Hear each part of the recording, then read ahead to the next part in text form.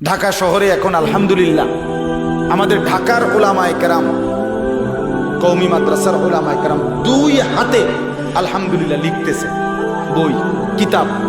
সারা পৃথিবীর যত কিতাব আরবিতে উর্দুতে লেখা হয় সব অনুবাদ করতেছে। মাশাআল্লাহ, দুমাধ্যম অনুবাদ করে লেখতেছে। বাংলা বাজারটা আমি এই কয়দিন আগেও গেছি, বাংলা বাজারের মধ্যে একটা তুফান, মানে ব্যস্ততা। আপনি গিয়ে দেখেন আলহামদুলিল্লাহ উলামায়ে কেরাম কাজ করতেছে। আমি বসা,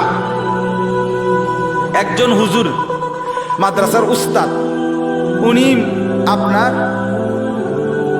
নাহবি মীর কিতাবের একটা অনুবাদ এবং একটু সংক্ষিপ্ত আকারে ছোট্ট একটা নাহবি মীরের কিতাব লিখছে। এখন উনি আপনার 5 বছরের জন্য ওই লাইব্রেরিওয়ালারা ওনার থেকে এটা নিছে, ছাপাবে। তো ওনারে ক্যাশ আমার সামনে 1 লক্ষ টাকার চেক ওনার হাতে তুলে দিছে। হুজুরে জমা দিয়া পান্ডুলি ফিডা 1 লাখ টাকার চেক নিয়ে মাদ্রাসার।